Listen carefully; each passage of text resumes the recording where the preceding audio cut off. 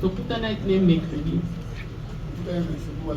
na matongi anaka lera tikenga na plate na ebise na obengo lobi kusitangana na banka mercredi toyaki na makolo na kapi lea tozonga na makolo nde direction na biso tokutana na ye ya oske na moto nde biso tozonga na makolo totemisi ye na senge numero oui ye moko abandaki kotunga moto na azalaki ye moko oui bon par rapport aux directions na bando okende ye azalaki na direction na nga na temisi ye oui oui Benjamin oui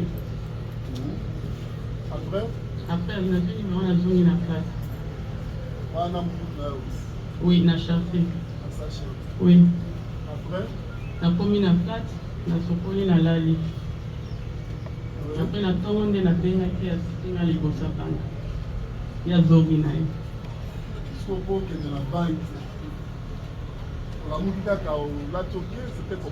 oui nalamuki nalati noir après nakei plastique ezalaki na kati ya sac na sac nanga ya noir bapolisi oyo babeta yanga oyo mpe bazali mbongo bango bayiba yanga nyonso na portable na sapate na lata ye balongola ya tout oui oui atikinga à combien de minutes na rao banque ya Victoire 2 minutes 2-3 minutes nayebi nzela moko te na kongo aye okomi liboso rao banque oui na kiti ya te na ye esi akende oui efuta ye combien nafutaki 1000 francs akei donc kiti oui yebisa biso suite nango ntango kiti nazeli banque tie fongwama po molongo ezalaki na libanda mpe nde nazeli efongwami apres nakuti na 9h okomaki apres mpe baere ba 8h30 ba 8h35 oui ntango okomi omonaki eloko nini oobservaki na banke naservaki eloko te natelemaka kuna na molongo bape na hotela telemi na molongo te na molongo vraimen te nase kota baescalier nase kota baescalier oui baclient mpe bazalaki oui est ce que omonaki bato ya sécurité bon namonaki bato balati bilamba ndenge oyo bamoni baye namona bango te otie nano est ce que omonaki bato oyo balati bilamba neti bango balati non est ce que omonaki bato balati bilamba ndenge bao baza na yo omonaki bango oui na couloir bamoni yo mpe non bamoni yo te non okotaki na porte ya monene obi okoti na baporte ya porte nyonso kaka baclient bakota yanga mpe nakota yaka ntango okoti sikoyo ntango nakoti nabimisi mondoki ya plastique nalobi eza viole apres bato babandokima bango moko okoti na kati oui okuti disposition ezalaki bato bavandaki apres nabimisi mondoki nalobi eza viole obimisi mondoki ezalaki wapi na sac na sac oui ntango obimisi yango action nini osali nasimbaki yango boye nalobi eza viole simbi boye oui otalisi bango obie ozoloba kaka nalobi eza viole nakangaka eza viole des fois apres bango bakimi olobi eza viole oui siko réaction bato wana ezalaki bakimaki bakimi bakiwa nayeba ete bakimika otikali na sale motumba yo moko oui après nandi classificateur azalaki naficateur na biro na ye angundami apres bandi obwakela badolar na mbongo ntango okei ntango bato wana bakimi yokepa caissière oui est ce que eza mbala liboso mona na caissière oui mbala liboso ke bozalaka non nayebi ete Même pas, na ebité. Na kosa seniors na réservé, tu na ebité. Sikoyo ebandi boni azwa mbongo apesa yo. Pour ndenge amoni mondoki ya plastique mpona bango ezalaki jus ya vrai. Mpona bango ezalaki jus ya vrai. Oui. Mpona mondoki wana ntango bamoni ebangisi bango c'est oui. ça. Bakanisi mondoki ya solo. Oui. Ekoki koboma bango. Oui. Nde azwi mbongo. Oui. Apesi yo. Oui. Mbongo wana ezalaki bafranc mpe badollar. ezalaki mélange. Mélange. Oui. Siko apesaki mbongo na maboko. Abimisaki on a tiefer. Aobwaka nga na kotisi na saki. Azobwaka wapi? Aobwakelanga. Eza na baliasi. ezalaki mipeko. Mipeko bakanga na baliasi. Oui. Siko azobwakela wapi? Oyambaka. Oui, abwaki na senga na ozwa na okotisa na saki. Abwaki na se? Oui. Ozozwa ozokotisa na saki. Oui. Ntango ozwi okotisa na saki. Après na bando luka nzela obima namoni bapolisi babandi obeta masasi nake kobatama. Oza pa caissière. Oui. Caissière azobwaka mbongo yo ozotia na saki. Na saki, oui. Ntango osilisi kotia na saki. Après nazwi nalingi nabima nabimi na ndenge ya nsima entrée ya garage. oyebaki ndenge nini ki entre mosusu eza kotia nsima. Na bando olandaka baporte nde naomona. Mais mpona nini mpe obimaki na oui, ezalaki mbala liboso. Po bato déjà basignalaki kuna na bando oyoka makelele. Basignale na porte d'entrée. Entrée, moyen na bima ezalaki liso te. oyebi nde nini ke obima na porte ya nsima. Namona bato mosusu bakimaki kuna nga mpe nalandi mpe kaka bango kuna. Na kolandaka bango esi oyebaki ke ezopesa accès na libanda. Nayebe te. Sikoyo oza okimela wapi? Bon, idée nanga ezalaki nabima sikoyo na banzela na bato bakimaki la nakomi place wana namoni bapolisi babandi obeta mindoki nakimi na nzela nsima lisusu mpona te obatama na nsima batourno. Wala oza na mbongo na yo? Oui, na saki wana. Na saki wana? Oui. Okuti bapolisi omonaki bazali apepe combien? Bon, namonaki moko oyo. Oyo wapi? Yeka, eka yele namonaki. Telema papa. Polisi oyo omonaki. Telema monsieur. Oyo wapi? Oyo policier comment on a Kachama ukutani na yeye lero nalingi nabima asimbi munduki abeti masasi etangisi nazongi na kati. Ozongi na kati? Oui. Sikoyo osaki ya mbongo ezalaki na ngai apres nake koluka place ya kobatama namonaka place ya batourno navandi kuna nalali kuna ti naoyoka baminduki nga nazalaki kaka kuna. Oyo obatami place ya bato? Oui. Sikoyo ye namonaki ka une fois wana esili. Mais nani azwi mbongo? Bato bamonenga oyo babetenga. Zela na ngonga nini oyo bazwaki yo mbongo? Le bamoninga ye te. Ye amonaki yo te? Te ye le bamonenga ye azalaki te. Oyo kuna mpe azalaki te. Mpona yo bato bamonaki yo eza bato bazalaki na kati ya banke? Non papa. Mpe bato bautaki libanda bautaki libanda belongi wana na obosa na bango te. Bazalaki bapolisier mpe bamilitaire? Balati ble. Ble ndenge? bilamba bapolisi ya ble. Ndenge oyo? Couleur ble me ya boye te. Ble me ya boye te? Oui. Et bapolisier? Oui. Baye bakuti yo place nini? Nalali kota batourno nabai chassa saite natie likolo ya nzoto nanga mpo ebima lokola naza poubele. Après là bamoninga baweleli na mbongo babandi oniataniaka ngai. Baweleli mbongo? Oui. Azwi bango nyonso bambongo baweleli ti saki ekomi bi balongoli nga sapato balongoli ngai sapato babendi nga sikoyo na elamba bakomobimisanga libanda babandi obetanga. Soko omoni bango oyeba bango? Bien sûr. Soki tubela na comprendre malamu eza bapolisier oyo bazwaki yo na kati? Oui. Oyo babimisaki yo libanda ti bakoti yo na mutu? Oui. Eza bawana? Oui. Soko tubela nalingi ayeba okimaki mpe obomanaki mpona nini? qu'on a une intention et on fait la mabete déjà pour nous qui est vrai que moyen de défendre les acquittés. Bon, on va dire que nous qui est vrai.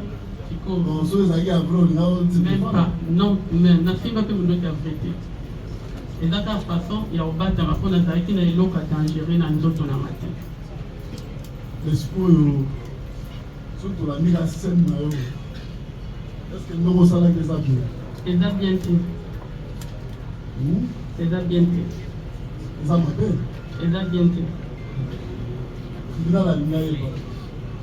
Pendant quand vous êtes en carte, vous avez coupé ta massage. Namona ete ngana zaki na tono na ebite banani babeta ki ponga place na zaki na kokai komona te. Est-ce que na carte? Oui. Quand vous êtes en carte, vous avez fait la massage, c'est là où vous êtes en carte. Et la massage, c'est là où vous êtes à Libanda. Et zaki kobeta libanda. Moi ba boule nde côté moi place ngana zaki. La boule ya mnduki. Ya massage. Oui. Côté. Et ban leva obeta msute sauter côté ndamkuna.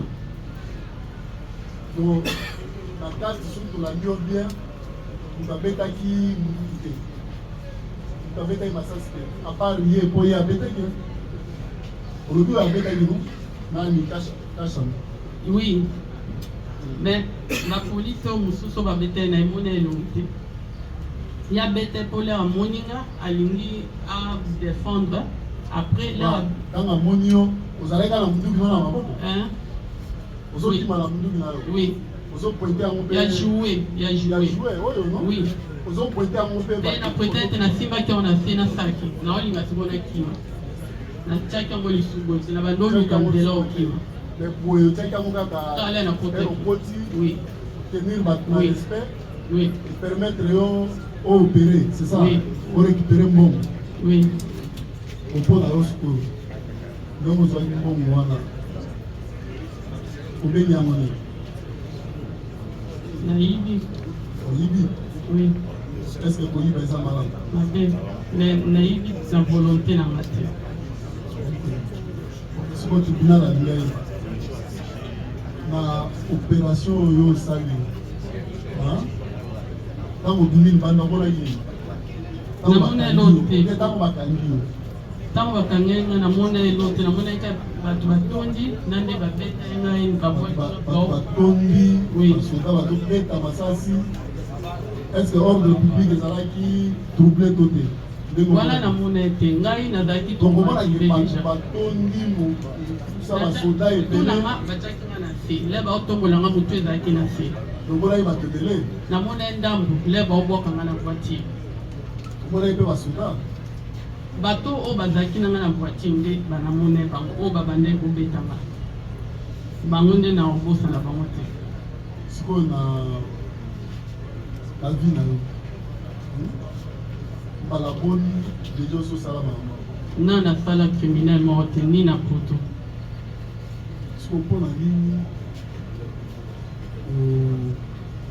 olingi osala mwa na mboka na yo pasi moto etinda yanga papa. Est-ce que ceux qui nyonso alingai bapona pasi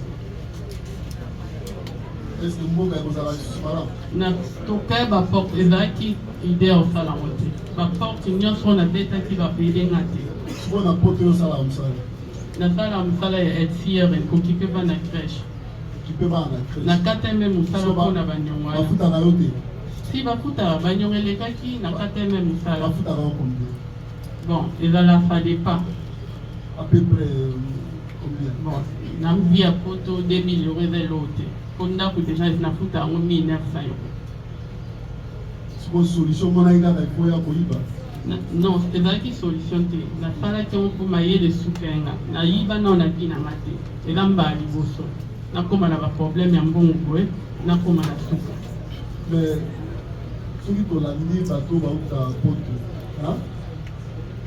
asalaka mosala moko te soki kote ozozwa 2000 euros kote ozozwa 2000 euros kote ozozwa 1000 euros okosala 2-3 misala mpona nini yo osalaki yango te opréféré oya kota na banke ya bato mpe otia désordre mbongo ebunga tout ça olie osala misala mosusu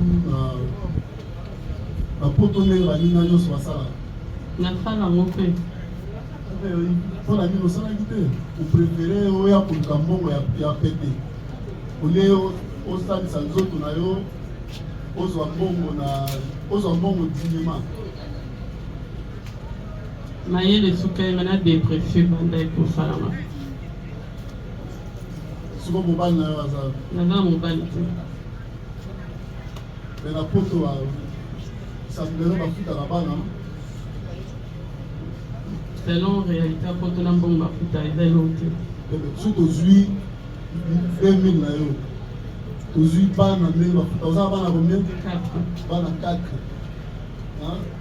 ezala combien 1500 non 1000 voilà 4 bana ozala 4000 donc par mois oza na 6000 même pas nakoma na 6000 te 5000 pete 4000 pete papa okofuta nyongo yo préféré mbongo oya kozwa mbongo na facilité mpona nini nakoma ende na bamenance na bato na defaki ngai leta depuis 6 mois bakatanga baaide tout bambongo oyo ozotanga ngai nazwa bango lisusu te siko tribunal yange ayebana mosolo nani afacilitaki yo obi atiaki yo na contact na bato ya banke moto te papa okota na facilité non moto afacilitaki nga non moto moko te papa na kokosela moto te mpo na kosaka te bango tu bavandi baza bainnocent nayebi bango te ozalaki na contact na madame Bénédicte non nayebi ete nayebi ete namona ete te na binanga boni oke koluka kaka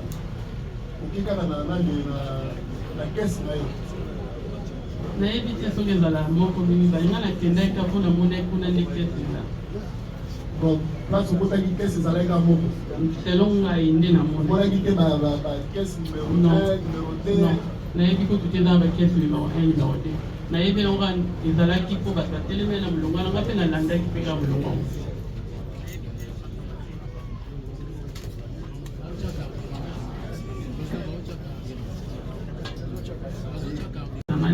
de mercredi makanisi oyebaki ndenge nini ke banke ezalaka place wana oyebaki ndenge nini ke mpona kota kese aza wana nayebaki te papa na mati na moto nalobi memanga na banke lea tokomi nde place namoni banke nayebisa etitisanga awa sikoyo bapapa mibale oyo botelema premier tala bango malamu nayebi bango te papa tala nanu kozala presse te ya koloba na ye naoyokela bango kutu mawa nde baza kokangama koyesanga presse bayebi lo te ozokela bango mawa oui le ministère public alobi nde baasocie na yo na bango te koplanifie zelana oyo badaba papa oyo alobi na bango na bapolisier oyo nde koplanifie oyo kota oyiba mbongo na rabanki non papa eza lokuta mbala ya liboso mona bango ezalaki wapi namoni bango kala bakanga ya bango eske ntango bakanga ya bango mpona bino ebise bato wana te keno bango baza bainosi nalobaki yango nalobaki yango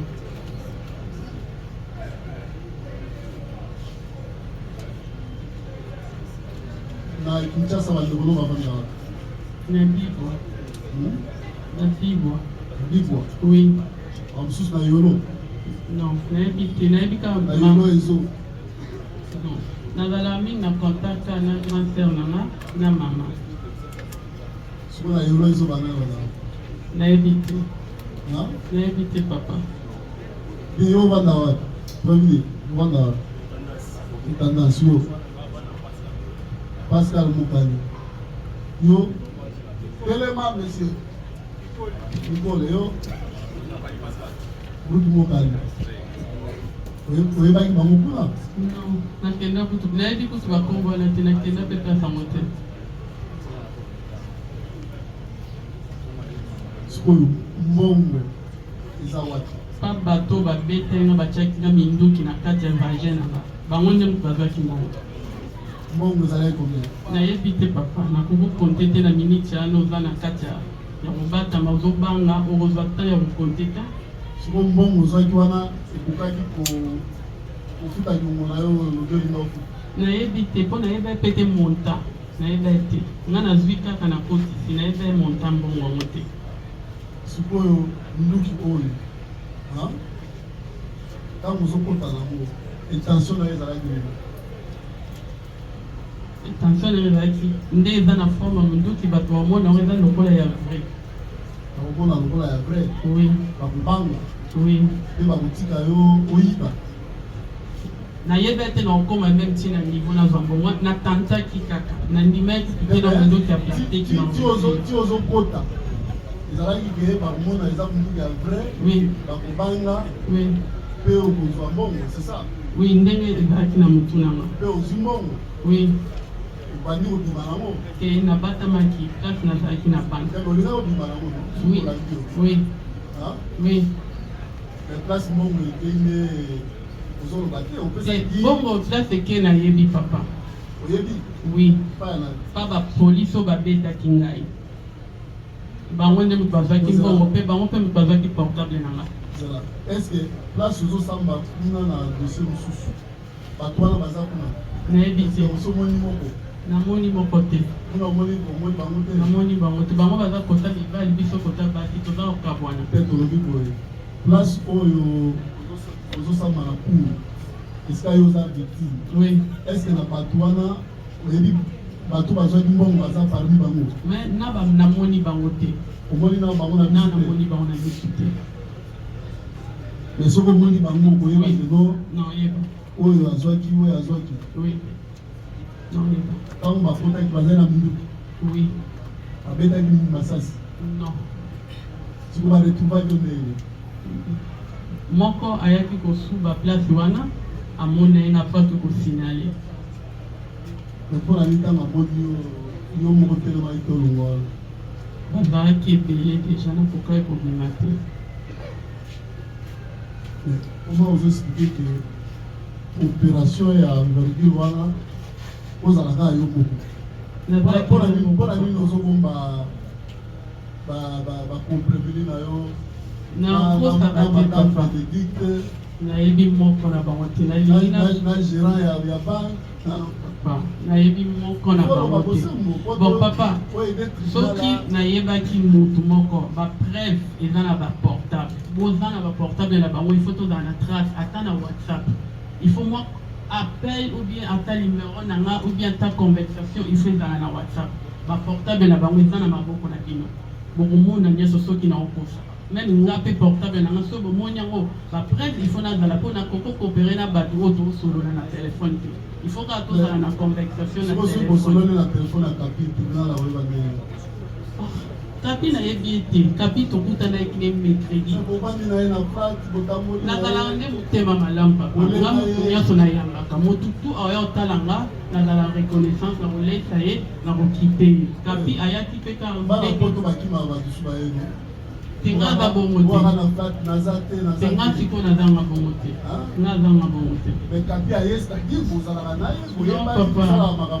nazala na motu moko te nakimaka nanga mpe bato meme na poto nasolisa motu te nazala na bato te ni na poto ni na afrique soki naye kaka taba oyo baoya otalanga nakomi kotambola na bango naza bongo sikoyo ntango oyaki na Kinshasa ezalaki kosala mikolo boni une semaine. Une semaine. Oui. Oui, quand tu joues avant zone. J'ai dit, les places, il n'a qu'à dans la banque. Quand on a ça, on peut ça. N'a qu'à dans la banque, on a qu'à dans ça là, dans la banque. Que là, on a ça là. Non, n'a qu'à dans la banque ça là. Dans ça. N'a qu'à dans le Cambon. Fakabamo à base. Bakabambo, et on a sauvé mon dos qui a joué. C'est banque, ça va faire un bon. Ok. Ça va, le juge me souffle.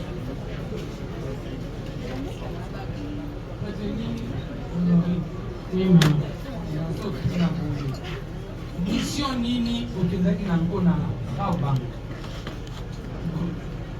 Car nde nalobi ntango kangeli na baporte nayaki na intention ya kokota na banki te natiaki yango meme mpa na motu nanga tinde nakozonga na Allemagne nde naoya awa natiyebisaki bana nanga nake kosenga aide na mboka ya bakoko nanga. outi koloba awa te outaki na poto oya okutana na mama Denise. Oui. Président outi kotuna yo awa olobi Kinshasa oyebaka yango mpenza te. Sikoyo nani amemaki yo epa mama Denise okende kokutana na ye osenga ye bo? nakende na grande nanga nasengi service atikanga kuna mpo nayebi nzela Grande sœur na ye azalaka na Bibo.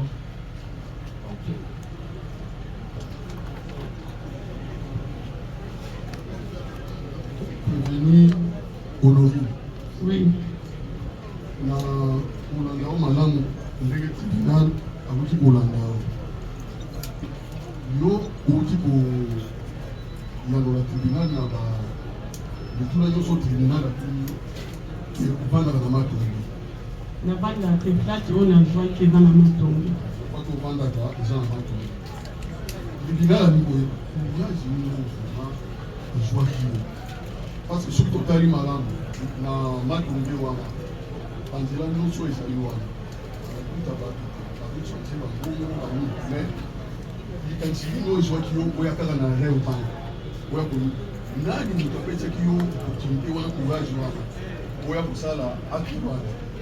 bon déjà niveau oyo nakomaki papa dépression déjà komaki kodirige ngai depuis parti allemand tinde na miyaka nazalaki déjà na badépression na ngai nakomai na suka nazalaki deja nasala kaka oyo ekoya yango nakota ye na bankoma ye esuki yango mosuna mibale ya tribunal acte oyo opozaki na rêve wana oyo osalaki wana selon mibeko oyo ya mboka mosu eza malamu nde eza eza mabe exilesipisa alingi nabakisa lisusu na babanke wana oza na compte ozalaka na compte kuna non soki oyo oza na compte te okoti kuna koluka nini okuta okota kuna azala na compte soki oza na compte te okoti koluka nini prévenu Honorine passe ya vie papa passe ya vie. oui. Est-ce que acte na yo opposé wana est-ce que ovandi na Allemagne est-ce que bapesi yo nationalité est-ce que eza toléré nayebi te kuna batolera yango nayebi te ndina nalingi ayeba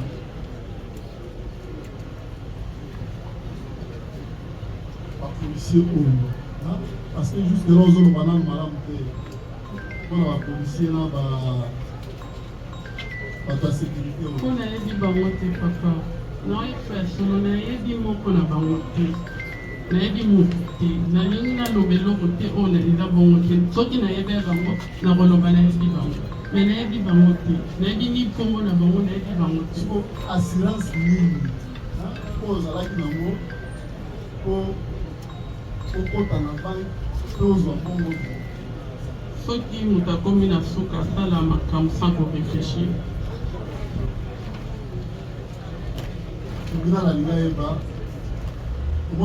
omoni biloko eza liboso oui eza ya yo eza yanga mosala nango eza yini nasombaki mpo na bana ngai biso toza na hiver jour na voyageaki bamagasin ezala na aéroport nasombaki yango na aéroport aéroport awati ya Frankfurt ya Allemagne eyo ozalaka kuna osomba lisusu na aéroport oya nango na Congo atrozonga kaki basoldaki yango biso toprofitaka mingi so basolde biloko nde tosombaka le nalingai na voyage nakoti na bamagasin tanti aire checking ekoka namoni bagan na bachapeau nasombeli bana nga natie na kati ya valise poso oyo nazongi napesa bango ntango tolandi yo ere okoti na Raobank ozalaki habillé na noir nalataki chale ya noir na matisaki nde chale na manette na chapeau normal chapeau ya noir oyo wana oui moko ya bongo oui mais awa malili eza te awa eza nde moi ndenge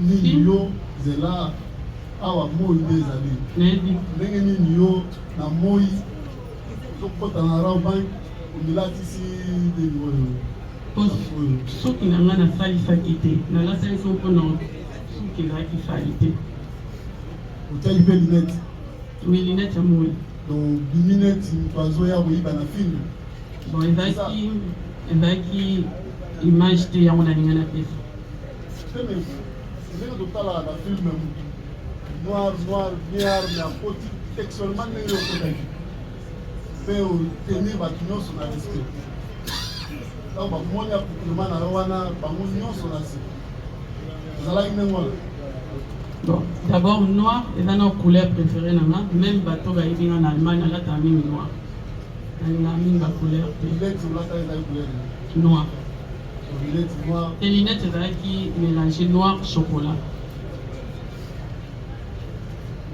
tozongi sikoyo tomoni kuna baboule ya bachambre babangi oui tomoni pli mpe eza wana oyo eza déjà prêt mpona komela auditeur alobi biloko oyo bazwaki yango mpa na yo oui bachambre na yo oui tokoki koyeba eza nini eza yango eza badiambo ngai mona mela mpona okilisa dépression na nga melaka diamba mpona dépression combien de boules par jour ata 7 oui silence s'il vous plaît sikoyo badiamba oyo otaki nango poto bien nasombaki yango awa osombaki awa oui ote nini wana nayebi te batikanga balakisaki ndenga nakie kosomba bana mwana alisaki bana quartier oyo ya madonge natunaki bango yo oyeka sika na kati saki mpo namela yango meme na allemagne obandotuna bangi place ezali soki nameli yango te esalanga baretour retour na ndeni déjà nakota hôpital na allemagne bapesanga autorisation namela yango bazomelaka bangi oui okomona autorisation eza na portable na ngai avoka baza na banyonso prix wana tozomona molai yo tobeta yango namo nalingaki yango yoko olingi yango tozoba yango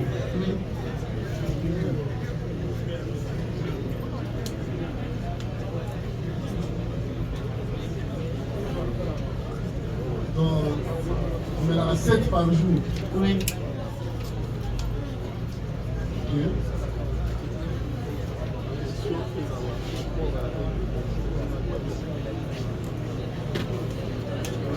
Honoré, oui combien de fois, déjà la goto na yo, combien de fois, si bakanga yo, la vie na yo, nanu te okota combien de fois na banque ya rapa, combien de fois yo si okota kuna koyeba emplacement nyonso yango. nanu akota kuna te Donc Honoré, soki tolandi yo omesana kozala terroriste. non nakota na kuna te ezalaki bala liboso yango Cri nini yo obetaki ntango okoti na banque parce que ezalaka na bacri mpo ke ofere koendormir bato olme oke na kesi kuna yo employaki cri nini nalobaki kaka eza viole apres bato bakimi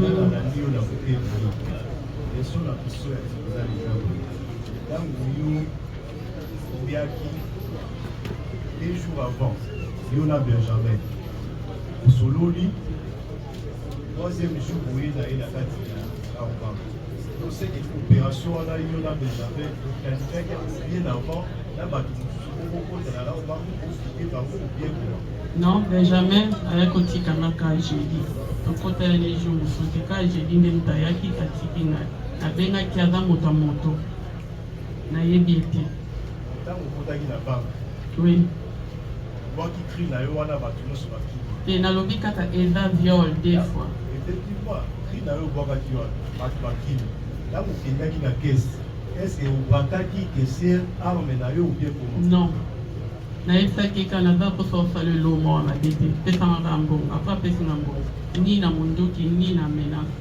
kaka na monoko omunduki na yo wana ntango ozalaki na kati ya bank est ce que outilisaki yango kobeta comme jouer ou Non, bien nabetaki yango mpe te, natiaki kaka 2 fois boye esili mpe.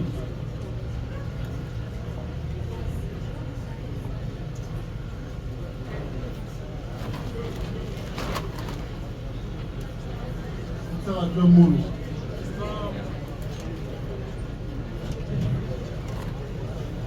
Les gars, place, on aurait une pousse à l'embouchure.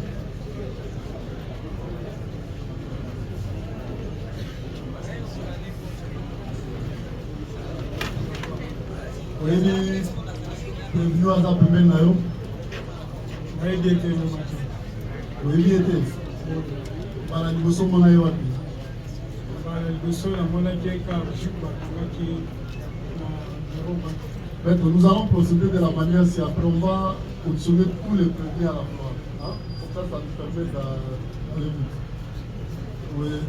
Aujourd'hui, namonaki ye le même jour oyo bakangaki na Europa. yo okotaki mikolo wana le même jour bien so okotaki kuma bazwi mikolo ya avant. ngai naza pese nasalaka chaque jour na parking koorganize babeki sorti na entrée. Yo oza nde pese oza détaché te na roba baadétaché na robak mission na ngai yango wana koorganize parking pe na entrée epi sorti babeki oyaka chaque jour oyo.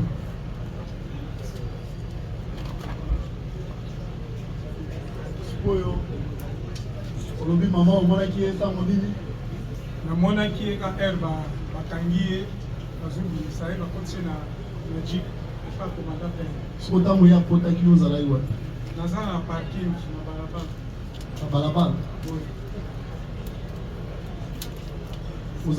ozalaki na munduki te ozala na munduki te te ntango ye akotaki na kati ya banki yo mpo ozali na kati ya banki mpo ozali libanda nazaki libanda ye bango baentrée ya konga na telemaka eza entrée ya véhicule entrée ya banki eza kuna likolo liboso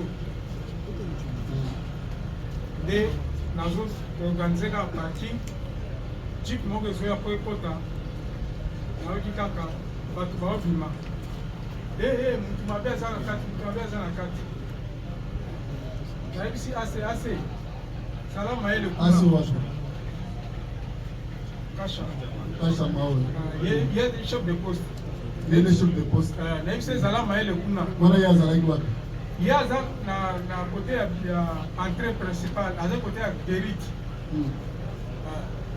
baye mpe kote baclient bakotaka kote baclient bakotaka nde ye azalaki na gerite après ye mpe ake azwi arme ntango azwi arme ngai na ye nayebisi bapembe oyo bazoya koyede bapesere mpona korégler circulation nayebisi bango abi oyo awa toza atake dpm baye bake na entrée après moko aye totelemi na ye na nsima ya groupe ezalaki wana en attendant oyoka mpe baévolution nini ezoleka nakei mpe nakangi nabendi nini portail ya entrée principale nabendi wana ye aza wana ye aza likolo amati na kati ya batima te ye aza na entrée principale entrée ya baclient nga mpe natelemi naye totelemi yokangi entrée ya bavéhicule ya bavéhicule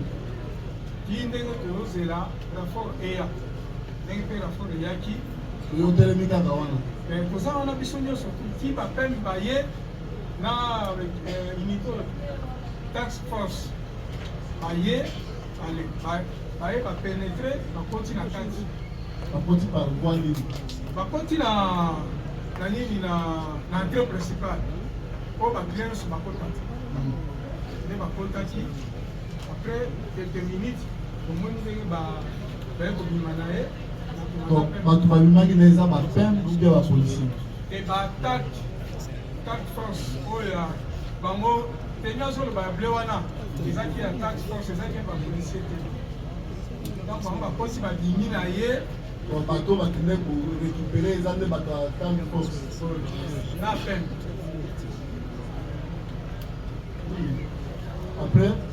Après bazwi nde bazwaki bakende na ye bisikoti tofandaki wana ti oluka 17 mwingamba moko baye bazwi biso boya ameni biso banani bayozala pe moto azwaki ngai ezalaki komanda peki nde azwaki ngai jeudi wana ti nde baye biso sikoyo ye akoti koyiba bino boza komi na garde wana facilité wana akoti ti ake azwi na mbongo azokima ozomona te ke complicité ezali wana bino bapolisier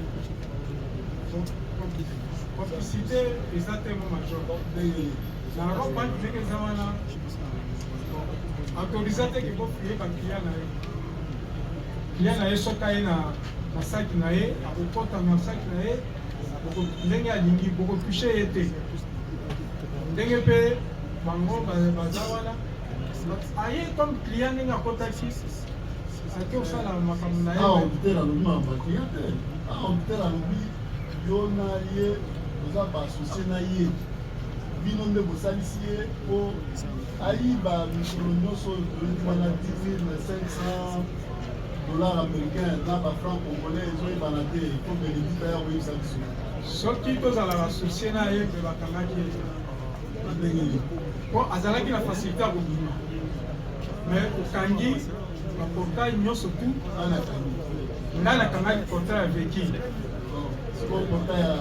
ya banani na entre ya baclient kuna asi azalaki kuna moya bingeza te ti ndenge na ford eyaki nde baye kozwa ye soki tozala na complice betolinga totika ye pesike mwana ma ya resi mission yakende biso tolanda ye mais okangi ye asekasa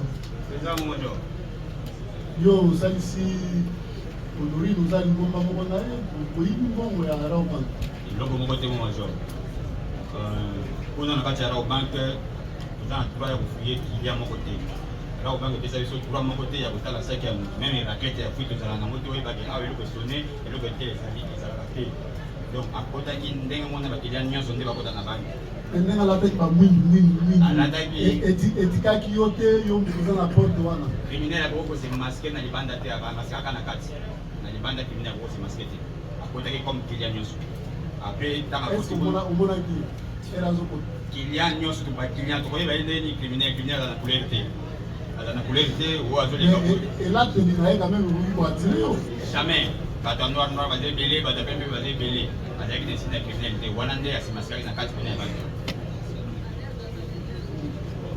betela biso na ngai na molete azala kote ya entrée véhicule kuna ngai aza chef de poste ya raobank mobimba azalaka kote ya entrée principale po ezaka entrée moko na sortie moko ezalaki ka pembeni wana guérite silence s'il vous plaît ezalaki pembeni na guérite tomona kilia moko abimi na mwasi na loboko asimbi mwasi na loboko abimi na mama na vitesse ke bato mabe baza na kati alors ngai azalaki sans arme alobi moto mabe obe bato mabe ye alobi bato mabe baza na kati ya banke comme nazalaki sans arme na ravitaye na koti na guérite nazwi arme na manie arme comme nayebi mpe effectif ya criminalité te oyo eza na kati nabeti na premier pot de balle ya sommation likolo mpona kotire na libanda toujours na libanda nabeti premier pot de balle ya sommation mpona la police toza nduma nzongoyebakeno awa likambo ezali ebisa na ke nazwi camouflage mpo nayebi ke entrée kaka yango esorti yango nase camouflage à partir ya camouflage nde naye komona mama ya question bien ka boule linette na arme na ye na saki moko alateki awa azobima na porte nabeti ye deux coups de balle obeti nabeti ye deux coups de balle obeti ye na nzoto obe obeti nga nabetaki na criminel batimidaka ete nabetaki na nzoto po akufa nabetaki mpona beti ye balle na nzoto nabetaki balle na nzoto deux coups de balle deux coups de balle ezwi ye mpe ezwi ye te soki ezwaki bomomo bapesi tosala makambo deux coups de balle yango bon comme abri place nazoki abri ezalaki place ya guérite oyo ya bamachine ya franc congolais donc ndenge ebetaki na bavitre wana soki edeviaki yango ye place alaki devi azongi na kati kuna na kati ya banke ozonga azongi kuna place ya kobimela ezalaki lisusu te parce que entrée principale kaka yango wana ngai mpe nakalika couloir ya mobimba mpona biki akoma kaka wana aleti intervention ekokuta mpe kaka na position wana ezalaki intervention ya peme na task force bango tosalaki première pénétration ti baye bakoti na entrepreneur bakoti na kati kuna ti nde bakenda kodeprie na nsima kuna na batante ndenge basali sikoyo mbongo ya rao bank eza wana kaka bato bakotaki pénétration bakangaki bango bayebi place mbongo ezali bango nde bayebi place mbongo ezali bango nde bayebi place mbongo ezali ezalaki task force na peme batango bazalaki ebele ou bien section ya peme na section ya task force basalaki pénétration bakoti na kati section ya liboso ekotaki wana nde bayebi esika mbongo ezali bango oyo bakangaki bango nde bayebi place mbongo ezalaki parce que azalaki na saki ntango azobima na porte namonaki na saki nazalaki nango liboso wana ntango nabeti deko de balle asali repi na kati ntango intervention eye bakoti na kati kuna bango nde moto naokangaki kuna bango nde moto ayebi place mbongo wana ezalaki auditeur alobi boye abi yo oza associe na ye ata komona nayebi ete tokutanaki kaka na arrestation nde bainterpele biso nyonso biso toyaki arrete te na interpellation parce que action esalakaki na 9h ngai nazalaki interpele na 16h ntango bakangaki yo bakutaki yo na biloko nini eloko moko te ngai aza chef de poste ya banke na arme na kaka esili molo yo bakutaki yo na eloko nini eloko moko te mo major bakuti te badollar banini na ngani na yo badollar bato bazwaki ye nde bayebi esika dollar wana ekendeki siko ntango bakangaki bakutaki yo na eloko nini odori bakuti yo na nini ntango bakanganga bakutenga na saki wana oyo ezalaki na mbongo apres baweleli bango nyonso mbongo nano avana bakanganga babande na konyakanyakanga batiki yo nano baweleli na bango mbongo batikinga nano na se wana baweleli na mbongo ntango mbongo esili nde batombolinga babimisinga babandi obetanga bazali na bakomanda na bango ubie bango kaka basoda nde bakota liboso bango ka nde baweleli mbongo ngai nayebi te bato bakota liboso ngai nayebi ka baoyo bakanga ngai baoyo babetenga baoyo bazwaki nga nde bango mpe bazwaki mbongo kasamba banani bakotaki bato bakotaki première pénétration ezalaki task force na bataillon peme bango nde bakotaki pénétration liboso na kati ya bana bango nde bakotaki bango nde bakotaki na bana yo okomona wana nani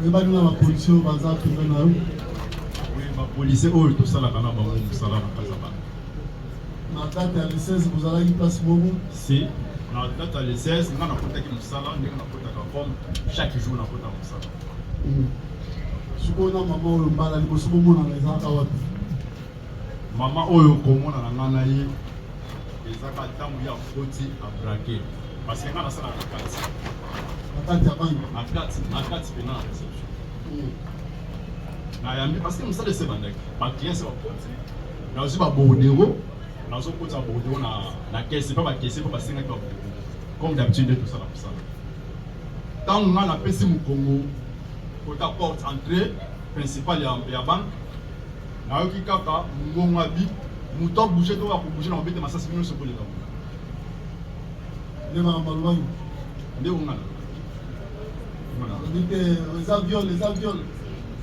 moto abouge to akobouge na mobete masasi bino nyonso honorine telema na mpo eza nde kusi oyoki deja bayebiso awa yo olobi o eza viol ye alobi te eloko erokoti olobi no abouge te oyo abouge na mobete masasi eloko oyo lenga nakotaki oyo ekibisa ya bato ezalaki le na oloba eza viol nde eloko ya liboso nde bato bakimaki mais ye ayokaki yango te ye ayoki nde moto abouge te silence s'il vous plaît ngai oyo nalobaki moto abouge te oyo abouge na mobete masasi ngai alobaki oyo ngai nalobaki yango nalobi na bino eza viol yango oyo ngai nalobaki oyo bato bakimaki eza nde minutu wana mpona yo eza oui eza te moto abouge te te non esiko bato bakomaki na se ndenge balangani na balalilali na se silence s'il vous plaît nasimba ya motu te kaka nde na nasimba ya monduti boye nalobi eza viol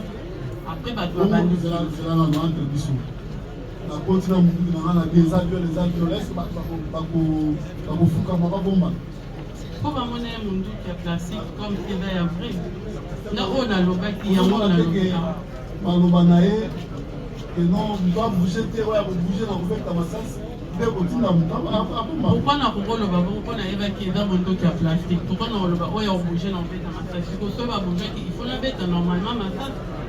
Et aussi même pas la parole yango mpona mondoki yango ya plastique.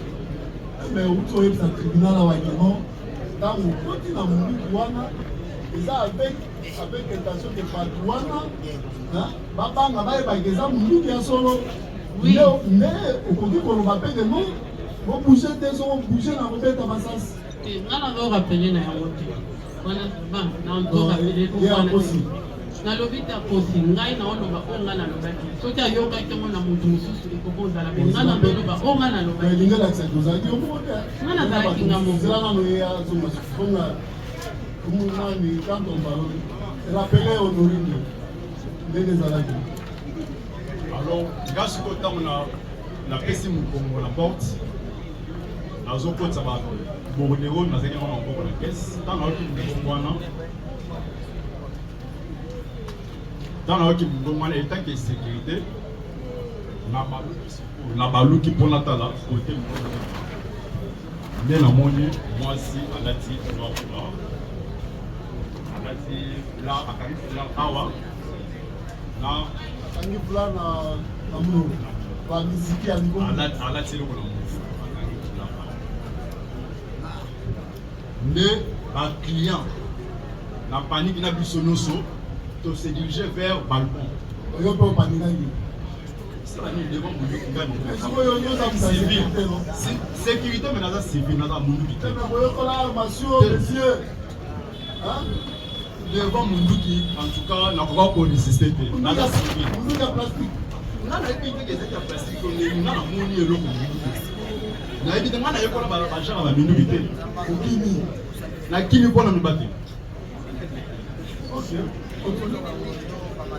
na se dirige mbala moko na bakliya biso nyonso tomati na balcon nde kuna tokekanga mapona sikoyo na balcon na bakliya ya tikali otikeli ya opere librement totikeli na se ako monduki tokotika librement te ye aza na mwanduki na ye biso tonga tosala fasi na mwanduki ngai civil ministère public na lobiki yo oyo ozali na association na ye eka kokima oya opere na nsima bokabola na pokwa wana ministère public nde alobi me oyo nga nazoloba nzambe ma likolo azoyebaki oyo nazoloba kosolo nakoza na association na bato moko te na eloko moko te na motu te parce que nazotala fi ya bana na ngai na mwasi na mbala boni bosi kokutana na oyo ata mbala moko te tozonga nano mpa ya adida oyo pesa na nano banaa oyo olobi ozali na jouer ozali yo moko sikoyo banani baplan ozojustifia yango te nani abetaki banani honorine nga naza na monduki ya plastique ebetaka te ekobimisa biloko wana te sikoyo yayo ebimisaka nini ebilelaka pilon yaolelaka pilopilo oui. est-ce que obetaki yango ntango ozalaki kuna obetaki non natesaki yango na plate otestaki yango na silence s'il vous plaît donc otestaki na flat ezolela nini pilon après etali yango mais na banke osalaki boye te non nafinaki yango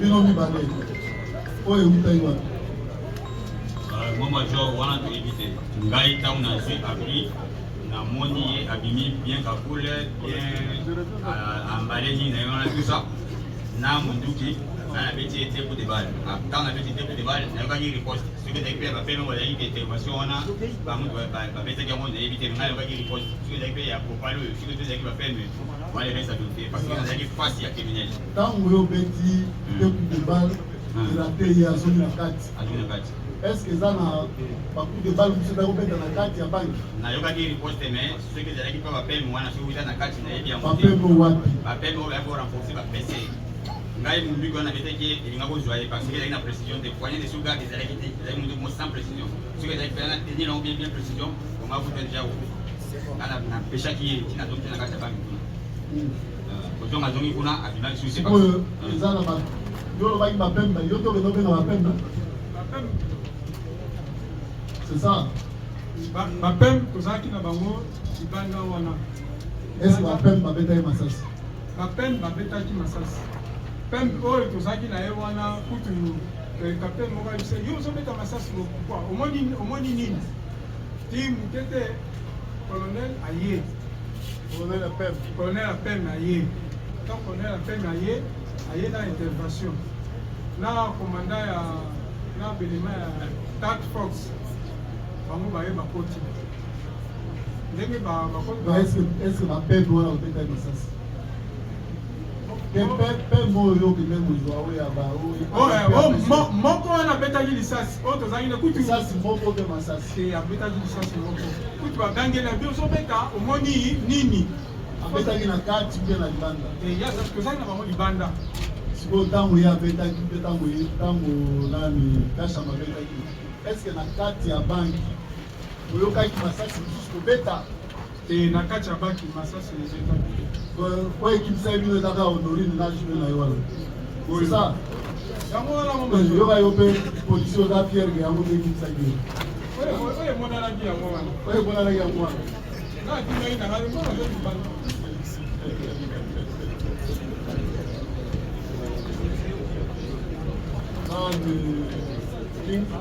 Kingomba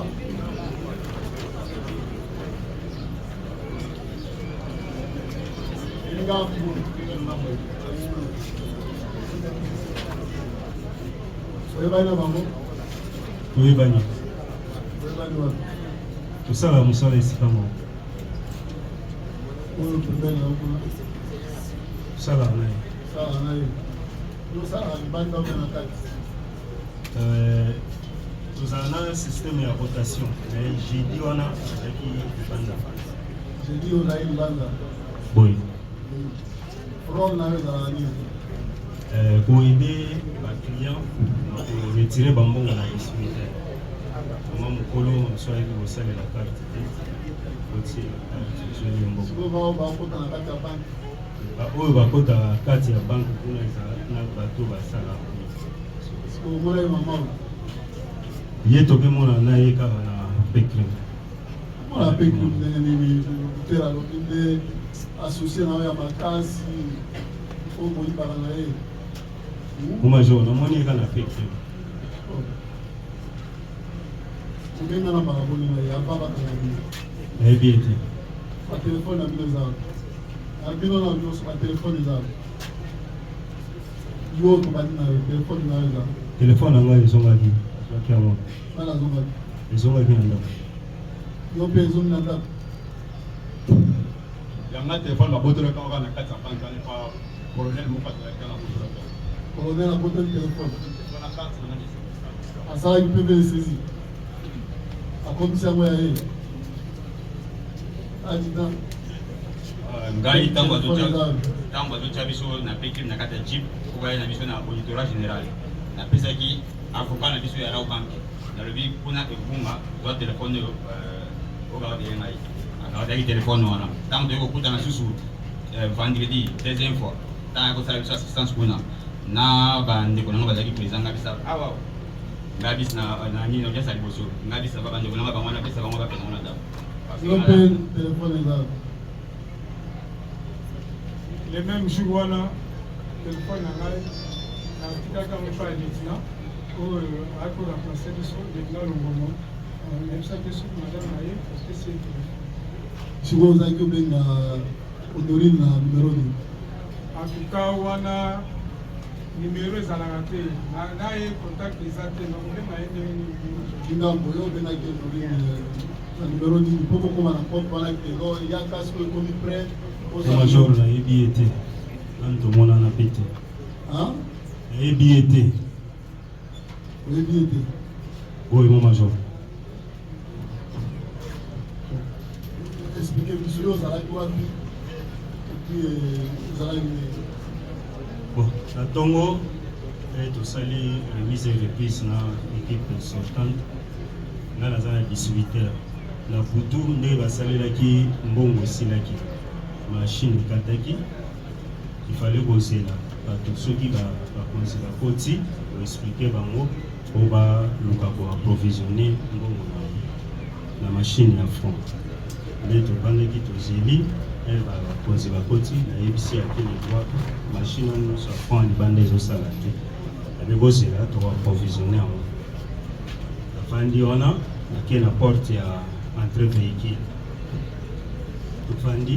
Si 8h30, 9h, musala bandi, les tout le monde a dit, on a mis balé, babini, mbango, couple, on a babini, mbango, porte place aux alaki, le lieutenant, bakini, mbango, va qu'est là, qu'est-ce qui se passe de l'autre côté? Elle m'a ça, c'est Betty, na Bendi porta yango, Bendi Kagri, télémi quelque part, de peur que, batola va comment vous tambour, avansuna, bataba moto.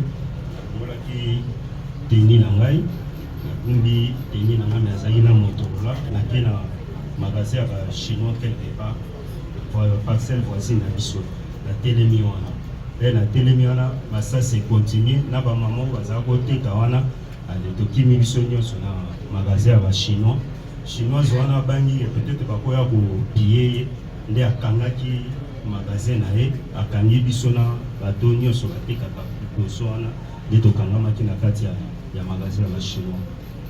Yo omolaki bato babete masasi.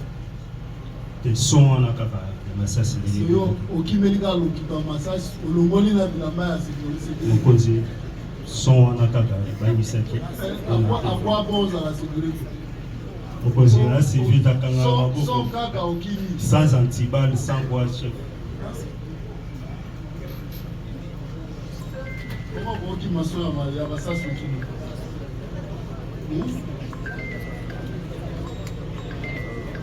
nana zoki mbongo domina. Bokozi déroulement makambo wana nyonso ngazali na kati ya magasin ya chinois bloqué par la chinoise. Bloqué yo ndo ndimaki bakanga una na kati. Ndenge na camouflage kuna bokozi ndela oya lobao chinois ndimaki yo ndo okimi. On a abandonné poste au Katinambro. Okozi na te ko se camoufler pour permettre ngana benga société pour informer bango sur la situation qui s'est passée au poste. La benga qui société. Baïsa inga vanda place aux awana ne bouge pas vanda ka wana. Zelati kimie bokota après okobi. Okozi nazoloba ndenge ka tokutani na pekre j'ai dit bamemainga na pekre nde namonaki ata mokolo moko te ata mokolo moko te ata mokolo moko te asololi na gérant ya banque na bino ba bénéfice tu na question susu ata mokolo moko te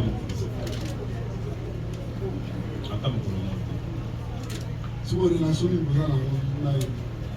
vous êtes en relation mon côté na yebi ata na mona été ata na ndoto ata na moi na mona été quand bakanga ki wa peut na elongoni bakanga ki nani yo d'abord nga kobima na nga kokoma na maboko ya ba soda état que sécurité tant que tika likolo na ba évacuer bato nyonso nga na tikali kutu na basoda oyo bazalaki wana okonde kutu j'ai été utilisé nazalaki utilisé na basoda mpona balakisa bancouloir ya banke baza utilize kotali caméra banke ezolakisa osakana na chef andi azalaki na chef d'agence ntango basengi mpo bakota na ele mosusu kote balko ezalaki chef atindino abikende na bango olakisa bango mpo bakota na immeuble mosusu wana mpo batala mouvement soki ezali tribunal na bio bien bio zalaki na kati ya banki nga azalaki na kati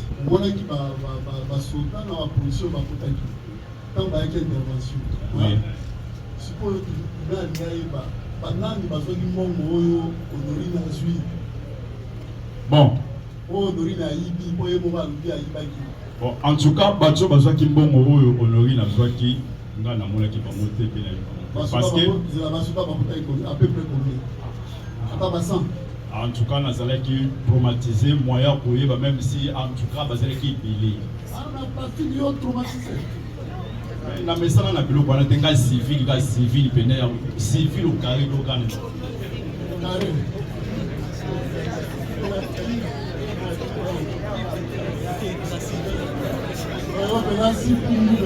Civil. Oyo za civil, oza ko s'associer na bato boyiba mpona nini? On s'associe na ye mpona nini? Oyo boyiba na omani. Naza na ngonga ya ko s'associer na mutu mabe te parce que natalaka avenir ya bana na mwasi. Bon, là on va être en contact avec nous parce que au ya attaque oza utile. Négatif on banka contact na biso parce que ayebi musala ni o to sala. Siko tumoni honorine nanga na ye o musala ngoli bilamba kwa kiake pa bashino amikani. D'ailleurs mon conseil ceux qui kutu mpona avo banke esengeli kutu ya remercier biso ata na baprime makasi parce que moyibi abimi te basoldat na biso basali effort moyibi abimi te parce que soki ezalaki complicité alingaki abima mais baempêche ye abimi te en tout cas ifallait kutu arekompasa ata biso to aremercier biso. Auditeur azoloba te kozali nomba moko ezala toyoka auditeur pesa auditeur vous avez suivi les 5 premiers là qui sont là. On teste tous les faits mis en leur sac, hormis au nom, qui avoue, mais qui défend, suivi de dépression et que. On a fait ça par.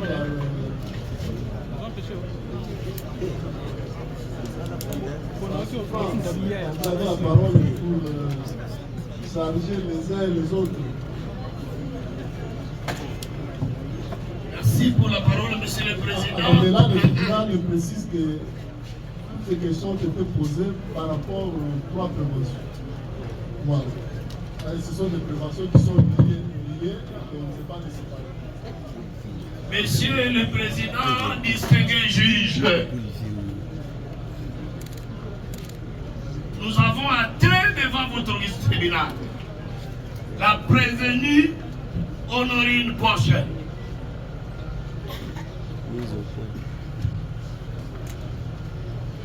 Et consort au nombre de 7 dans ce bloc. Monsieur le Président, je voudrais d'abord préciser ou cerner les faits de la manière dont la prévenue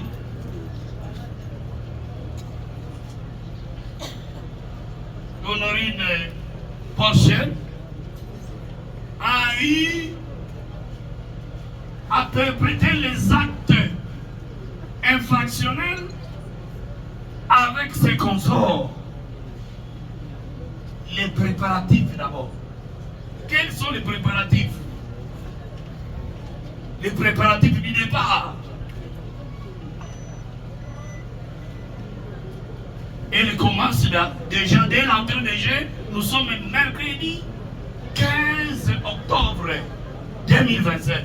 Vous imaginez vers entre 18h et 20h, elle est accompagnée par sa copine, la dame Kapi.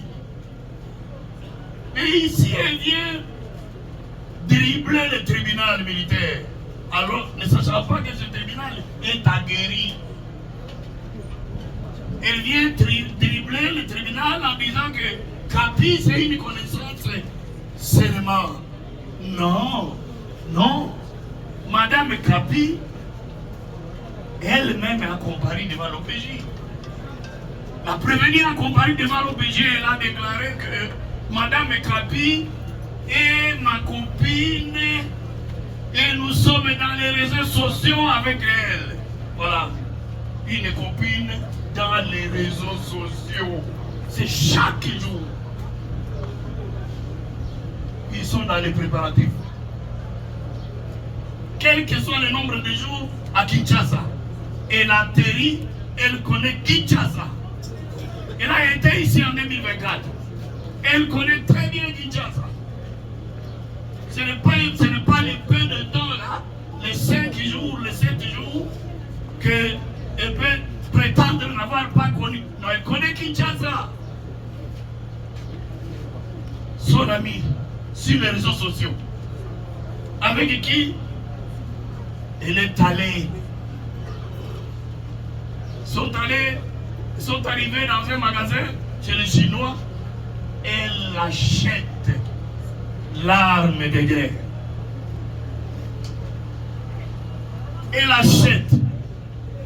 Mais elle ne dit pas à sa collègue, à sa copine que non, c'est jouer ici va servir à quoi faire. Non, c'est pour les enfants. Non, comment? Elle ne dit pas. Monsieur le Président du Sénégal, il lui laisse l'accès libre.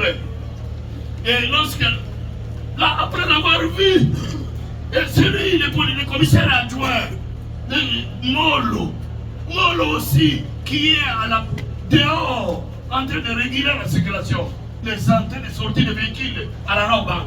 Monsieur, Molo le prévenu a vu la prévenue quand elle est venue et elle est entrée.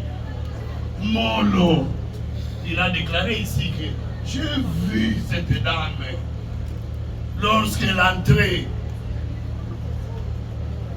Vous avez vu, vous avez fait quoi? Ils ont tourné les dos, ils ont facilité. Ce sont des facilitateurs pour permettre à la prévenue d'entrer. Chacun joue sa part. Chacun joue son rôle. La dame accède à la banque. Braque.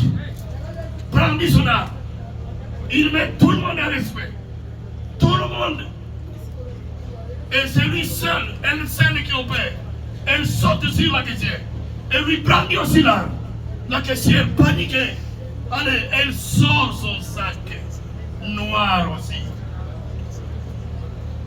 Vous savez, monsieur le Président, vous êtes en train de juger parmi les prévenus la dame là, dans le noir.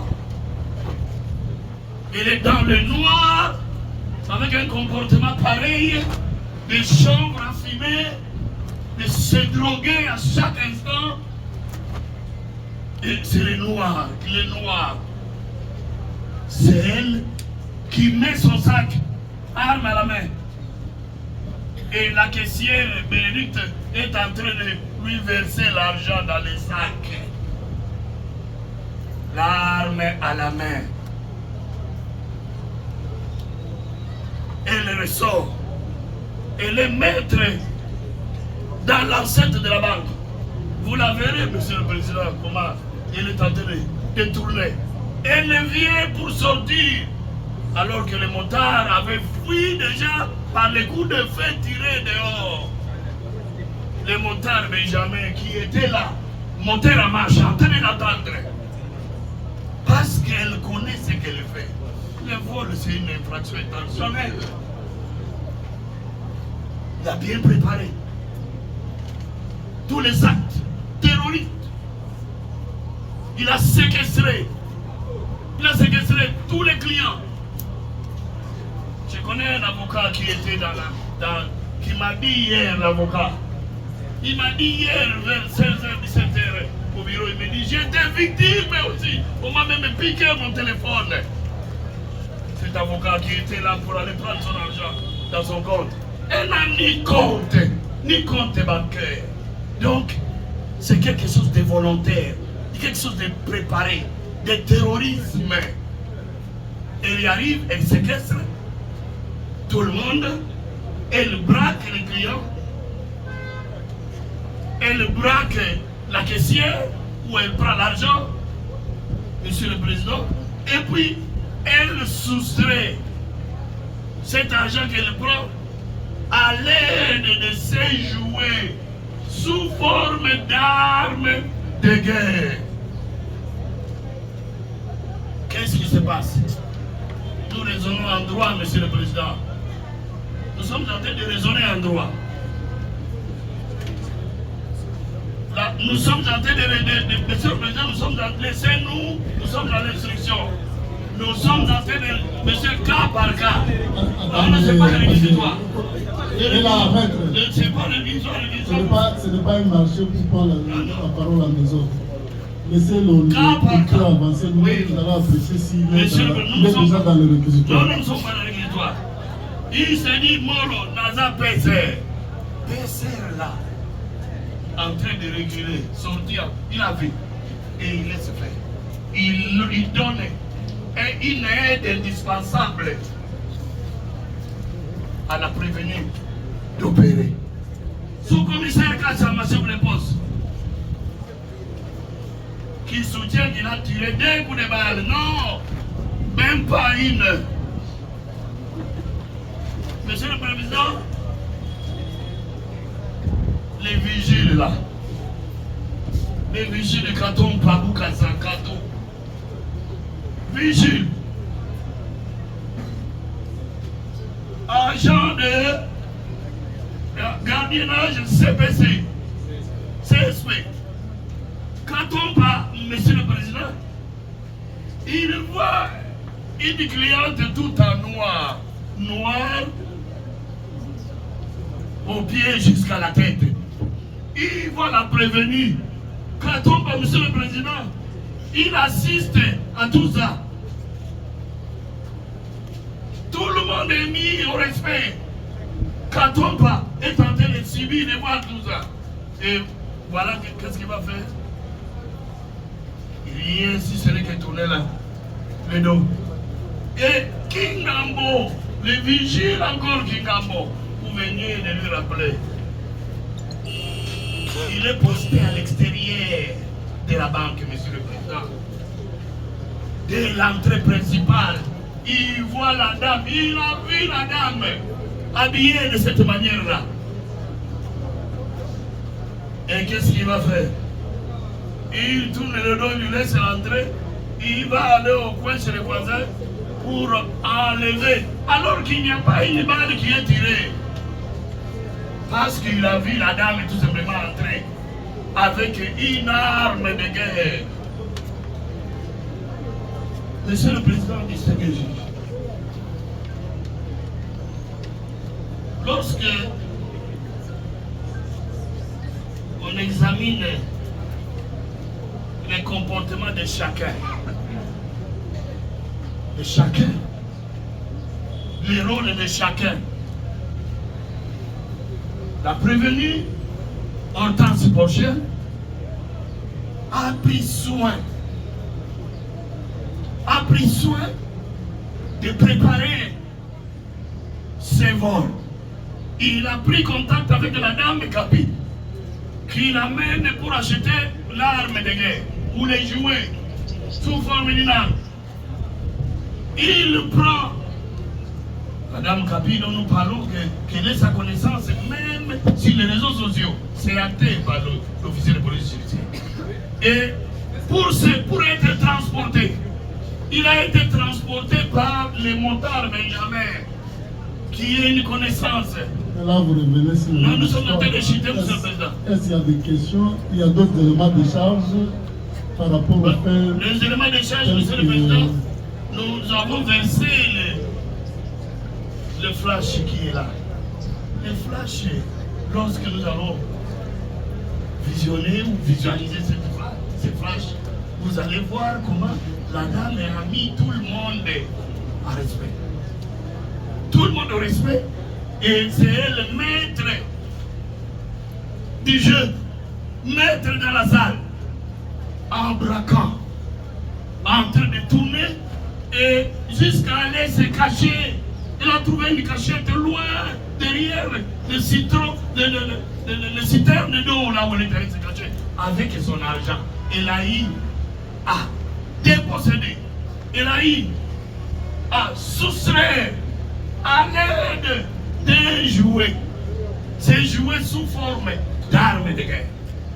C'est ainsi, Monsieur le Président, voulant sortir, et il a été empêché par un coup de balle tiré du dehors. Et ces images-là, on la verra. On la verra comment elle tourne. On la verra, Monsieur le Président. Ces images, d'ailleurs, elle-même, elle passe aux aveux. Elle vous dit, monsieur le président, dans les PV, elle est lucide. Elle a déclaré être lucide et avoir agi en connaissance des causes, en âme et conscience. Elle ne peut pas venir ici, devant votre tribunal, prétendre avoir quitté l'Allemagne pour venir passer 5 jours ici et chercher la distinguée première dame de la République. Non! Le vous non! Elle n'est pas venue chercher la distinguée première dame. Non! C'est une stratégie pour elle, pour se défendre. Et nous lui concédons cette stratégie. Mais qui est les mensonges pires alors. Et comment tu viens pour 5 jours? Et les tickets, oui, on paye les tickets aller-retour de l'Europe à Kinshasa, oui, et pour chercher la distinguée première dame. Je suis aux abois. Si je ne vois pas la distinguée première dame de la République démocratique du Congo, je suis aux abois. C'est quoi ça? Vous êtes aux abois comment? Et n'a pas cherché la distinguée première dame. Dans son comportement délinquant, l'habitué, vous voyez le comportement, ça s'affiche déjà. Les bonnets, tout ce qu'elle a mis, le cagoule, elle a mis le cagoule. Cagoulé, il est entré. Le diable là, monsieur le président, elle sait, elle est habituée avec les actes terroristes. Ces images-là vont nous aider. Vont nous aider, monsieur le président. Nous avons lu.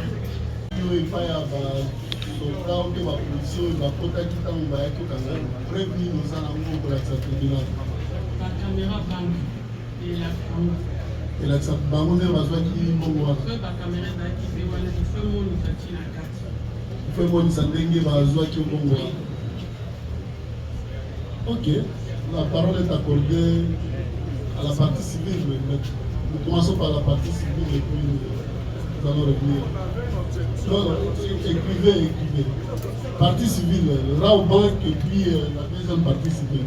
S'il y a des observations, des questions en rapport avec les faits tels qu'instruits, et si vous avez d'autres éléments à mettre à la disposition du tribunal, c'est le moment de le faire. Mais ça va c'est pour le compte de quelle partie civile? C'est pour la Raobank, monsieur le président. Vous avez la parole, mec. 2 ou 3 questions, monsieur le président, si votre tribunal l'autorise. Et après, je ferai 2 ou 3 observations. Je sollicite du tribunal de demander à la prévenue l'âge auquel elle a quitté le pays. Je sais que cette question a déjà été posée, mais puisque vous avez dit que votre tribunal a instruisé à propos, il est bon que cet élément soit acté sur le primitif d'audience. On a dit, au tribunal, yo bimaki na Congo awa na mbula nini, âge nini, vous avez na âge nini? 7 ans. Oui. Oui. Je note qu'elle parle de 7 ans alors qu'avant elle avait parlé de 3 ans. Peu importe. Est-ce que la prévenue peut rappeler au tribunal son âge actuel? Vous avez na mbula boni sikoyo. 37 ans. 37. Ça fait 30 ans qu'elle a été absente du pays et n'a jamais résidé pendant plus de 5 jours à Kinshasa, si je ne me trompe pas. Est-ce qu'elle a déjà passé un séjour de plus de 5 ans à Kinshasa? Non. Pour les 5 fois qu'elle est venue? Ce séjour me l'a aidé à 3 semaines, ou bien 1 mois. 3 semaines. La première fois qu'elle est revenue au Congo, elle avait quel âge? Elle a quitté 2006. Vous avez la mbula boni. 2005 décembre, oui, 2005 décembre, on a 18 ans. Fait étonnant, monsieur le président, madame, monsieur de la composition, c'est qu'elle parle parfaitement lingala. Est-ce que ça n'inquiète pas un peu? On a dit, et là, nous quand nous faisons nous avons balingala kitoko. Maman lek na ngabo ya bengi na solo la ta lingala na ba ndongo ba ka lingala. Na Allemagne. Oui. On va donc voir lingala. Na ndako. Ki Allemagne na école na ba camarade. On a ndako lingala. Oui. Oui. C'est sa réponse, Monsieur le Président. Et une autre question. Lorsque elle venait sur la moto avec Monsieur Benjamin, les deux venaient d'où exactement? Ntango ozali kola moto na Benjamin ibande kouta wapi? ngane nabengaki ya parti ya plate nabenga ya ozongaki kama kuna katika yo wapi? na banke banki nini ozali na kombo ya banki? nazali katikanga na banke ndete totambola sikoyo ye ayebaki ndenge nini ke banki epatika yo nde na rao banki? yayebi kongo kolekanga nga nayebi kaka tikanga na n'importe quelle banque twalinga apres kotika yo na banki nyonso ya lingi eye nde apréféraki na rao banki? par rapport direction place azwaki nga na nde tokende nde tokutana na banke wana sikoyo soki alingaki ati mpona babanki nyonso yo ozalaka na bacompte na banki nini? na Deutsche Bank na Kreissparkasse sikoyo ondaki kozwa oretire mbongo na rao banki c'est ça? naza na possibilité même na carte na ngai ya Allemagne na retire mbongo na babanke nyonso ya Congo. ozalaki na mbongo na compte na yo? Bon, non. Merci, Monsieur le Président. Elle a dit qu'elle venait avec Benjamin, venant du flat. Est-ce qu'elle peut dire où est-ce qu'elle a rencontré Benjamin ce jour-là pour que Benjamin la prenne et l'amène à la banque? Oui. Okutana na Benjamin wapi pour que Benjamin azwa yo amema na rao banki? Okutana ele mercredi na pourquoi? Ntango na otepa ba chinois kosomba monduki ya oui. Quelle est la distance qui sépare son flat avec l'agence de la rao banque? Est-ce que okoki koyeba distance nini eza kosepare flat esika oza kovanda na rao banki? eza ba 2-3 minutes na moto. Est-ce qu'elle avait besoin d'une moto pour aller opérer si Benjamin n'était pas aussi nécessaire pour commettre ce forfait? Est-ce que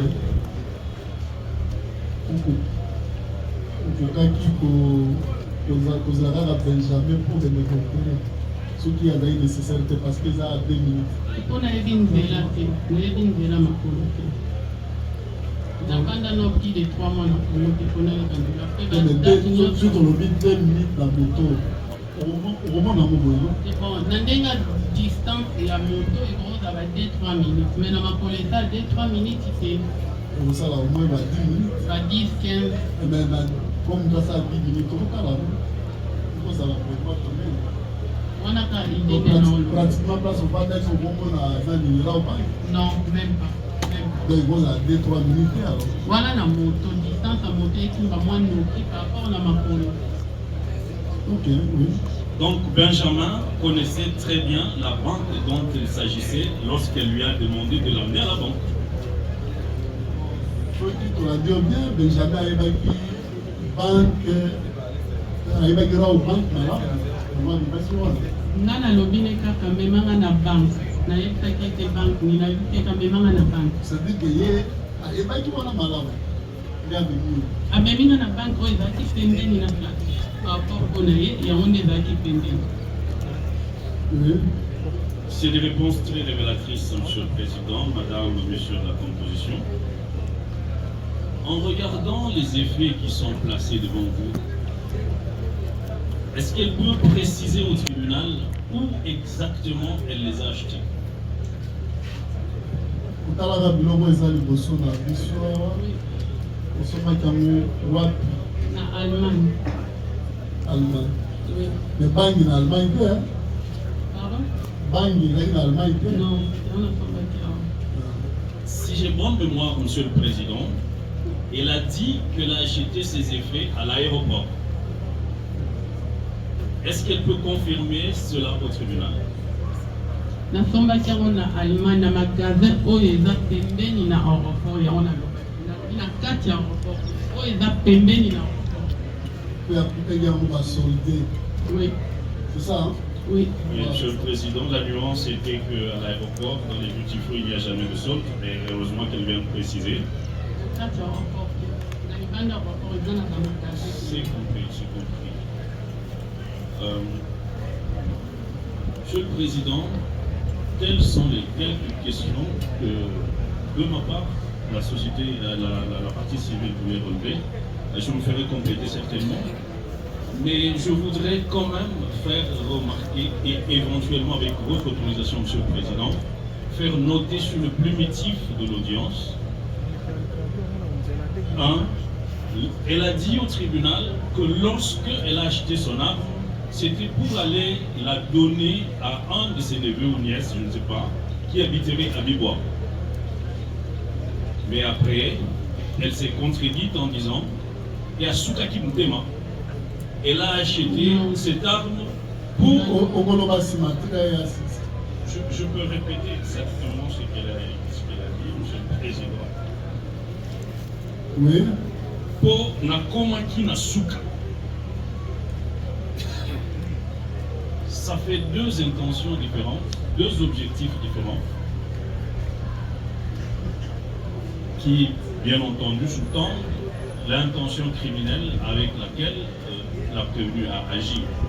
Ça, c'est la première chose que je souhaiterais faire noter sur le comité d'audience. La deuxième chose que je voudrais faire noter sur le primitif d'audience, c'est qu'elle a dit au tribunal qu'elle s'est fait ravir l'argent qu'elle a volé par des préposés de l'État qui sont venus pour mettre fin à cette criminalité qui se perpétrait ce jour-là.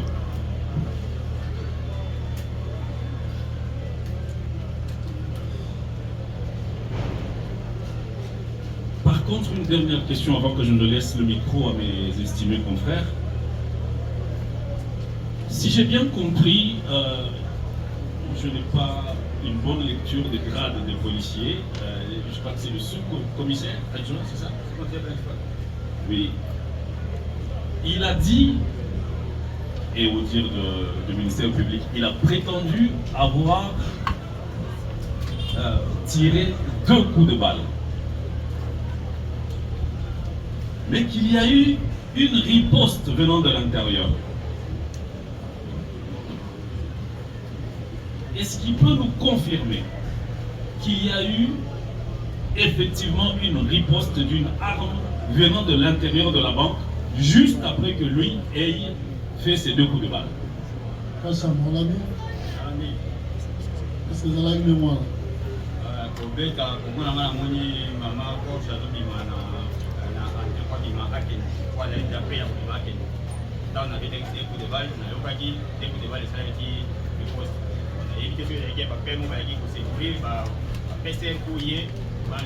Riposte oyoki na kati ya banque ou bien na libanda. Beaucoup de balles yango oyokelaki yango wapi?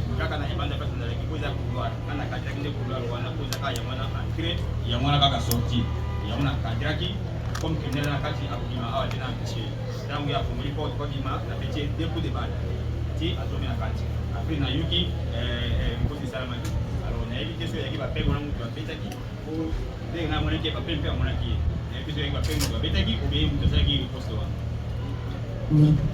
Lui, il était à quelle distance des PMU? Il y en a bapembe bozali na distance. Bapembe bon ezalaka couloir moko ya mokei bapembe bakozala na miro ya komimiro kaka mpona prince kalambe bapembe na miro wana ngai pa awa yako distance. Soki babeti oyo oyoka te. Bon, discipline de fait en tout cas ezalaki te, mais ça c'est betamaki makasi. Discipline de fait ezalaki te, ça c'est betamaki. Désordre. Désordre. Lui et les PM étaient dehors. Est-ce qu'il peut confirmer qu'il ne peut pas savoir faire la différence de 6 à 5 mètres? Il ne sait pas si le coup de balle retentit de dedans ou de dehors. Coup de balle, on a et Betabaki, 5 à 6 mètres. Donc, on a pas perdu, on a vu son aide, même 5 à 6 mètres. Betami na kati, et la libanaise, quand vous allez dans la peine. Quand on a fait maman, 2 coups de balle.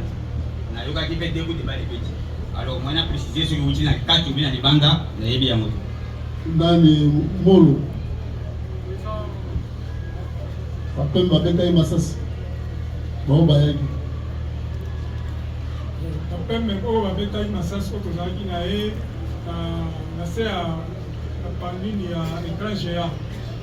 ntango abeti masasi nayebi soki kobeta te bato baza kuna après oyo bazalaki na après escalier bango mpe basomaki wana bapeme wana bango eza te basasi ebetaki kuna na kati ya robanki te bapeme oyo bafandaki wana na oyo tozalaki awa na pano na se ya pano wana nde babetaki. Monsieur le Président, j'apprécie énormément la patience avec laquelle vous nous traitez. Je voudrais plutôt me faire compléter maintenant par mes autres confrères. Oui. Merci beaucoup, Monsieur le Président, Messieurs les membres de la composition, Messieurs l'organe de la loi. Je voudrais poser la question à la prévenue Porsche. Lorsqu'elle partait à la Rabobank pour réaliser son forfait, savait-elle, ne serait-ce qu'un instant, qu'elle devrait être arrêtée? Quand vous êtes en Rabobank pour réaliser le forfait, est-ce que vous avez oublié que vous quittez au Canada? Oui. Oui. Merci beaucoup. Une très bonne réponse. Monsieur le Président, est-ce que la prévenue Porsche peut préciser au tribunal, lorsqu'il est venu à Kinshasa et à 2 heures de son forfait, quelles sont les personnes avec lesquelles il était en contact?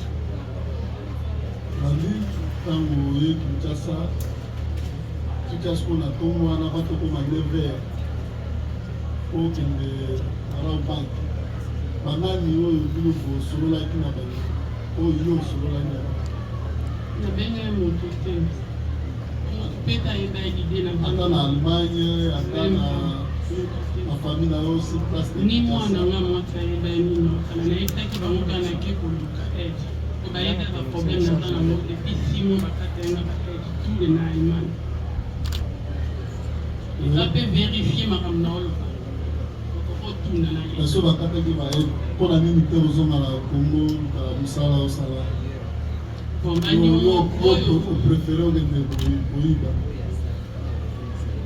nakoma na suka ide suka yanga makanisi koya mosala bana baza kuna esima ndiki bato bazalaka bana mpe bazala poto wana mpona komema na bango eza organisation. Ok, oui. Monsieur le Président, la prévenue Porsche ici présente, qui vous a laissé savoir. Il faut aller à l'essentiel. Oui. Sinon, elle organisée en forêt. Oui. Elle qui n'a jamais effectué les opérations de braquage comme celle-ci. Comment elle a su acheter des tenues correspondantes à ce genre d'opération? Yo yebisaki tribunal kotikala kosala braquage te ekotala teni olataki oprépare manduki omeli mwa bangi epeso makasi bangi na melango eza nango mpona melo basika te elongolanga badepression oyebaki ndenge nini kozala ndenge wana mpo ya kokota na bangi non nalata eka nde nalata na Allemagne mpo nanga ezalaki teni mo spécial te nalata trop noir moi makasi noir nde koatire sous chaleur makasi me yo milatisi nde komona na filme mais eza teni mingi nalata trop noir ozokota lokola ibu nakota munoko akokanga te munoko elongo ezalaki ya ofungama na matisaki yango nde ndene lena wana na kati ya banki me libanda nazalaki polele elongo normal ezalaki mpona pole elongi caméra ezwaki te oui mais caméra ezwaki okaka oui. La dernière question. Rapidement. Oui. Est-ce que les études de balles, parce qu'elle a dit qu'elle a vu ça à l'intérieur, c'est quand elle était en train de réaliser l'opération avec la caissière ou quand elle s'est réfugiée derrière la citerne de la Rabobank qu'elle a vu ces études? Quelle étude? Des balles. Études plutôt. Études. omonaki yango ntango ozala caissière ope ntango okende kobombana kuna nsima na kati mpe okai masasi ebeti te Là, nazalaki na kati, là nabatamaki na bando oyoka masasi ebetama na libanda te me na kati ya banki. Oui, na bando oyoka. Bando oyoka? Oui, na kati ya banki. Na kati ya banki? Oui. Wana intervention ye? Wana nga nabatami na oyoka na kati ya banki minduki ebeta. Bato bakoti?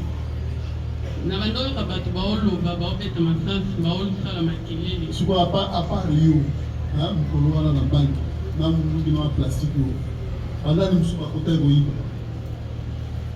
o bazali lingomba na non nazanga moko naza lingomba te naza mpe na ekili te nasala yango te yango mpe naza na ekili.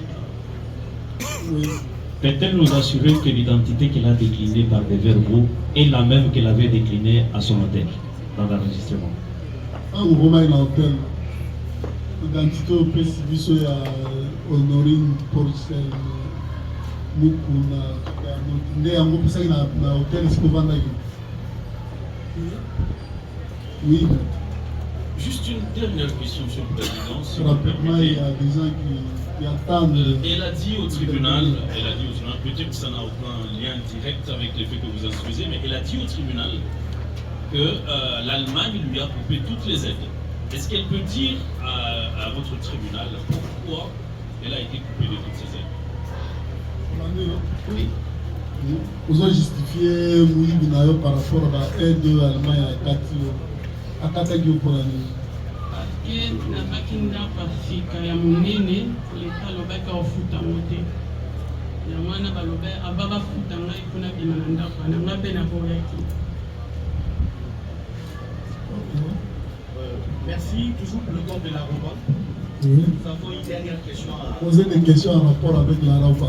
Merci beaucoup. Oui. La madame Honorine aurait affirmé devant votre tribunal qu'elle avait tenté de rencontrer la première dame pour lui faire part de ses difficultés. Mais la question est celle-ci. Est-ce qu'elle peut vous préciser l'identité des personnes qui l'auraient accompagnée pour voir, pour rencontrer la première dame? Non, pour nous Kinshasa, c'est une belle collabie. Oui. C'est quoi comme un bureau à la première dame? Nakende na grande sœur. Banani ba memaki yo. Nazalaki na grande sœur na nga. Grande sœur na yo nani kombo? Rachel Mokuna.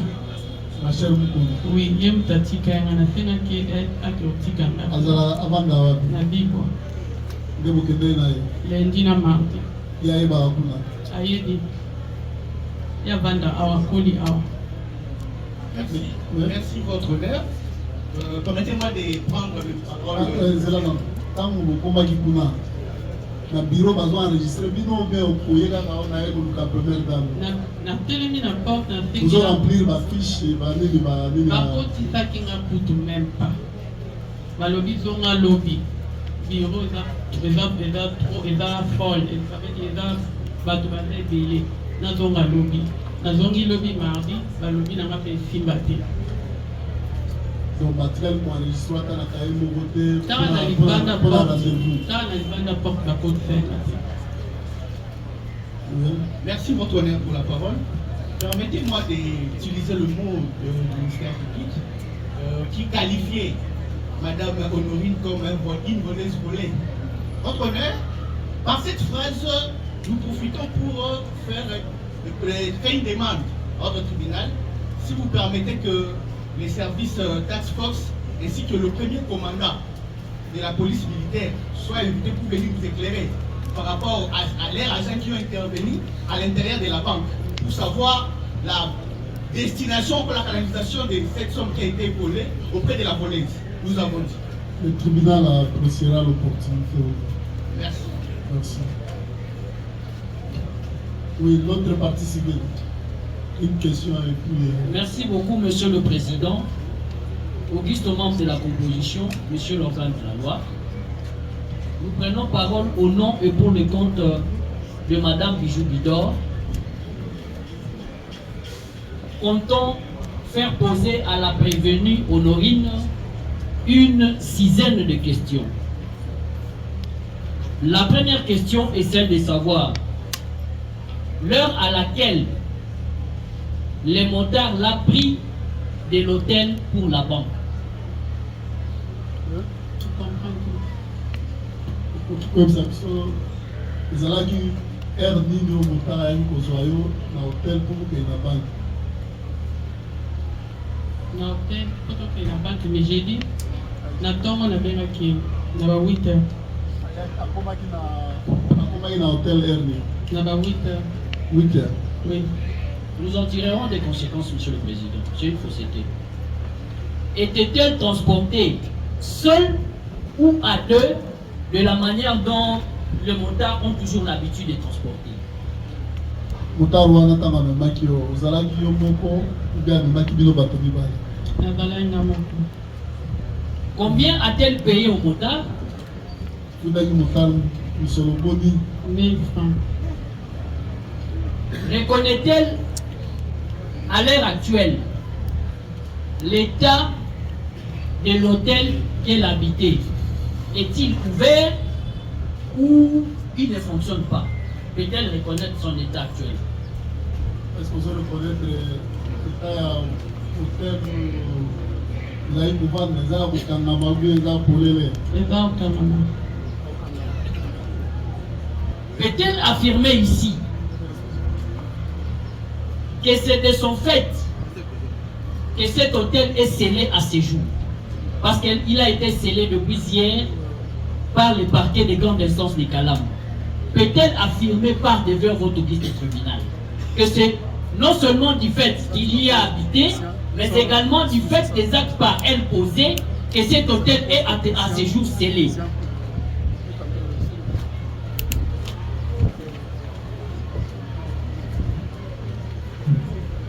Monsieur le Président, si les avocats de la partie prévenue peuvent s'interdire le fait de chuchoter des réponses à la prévenue.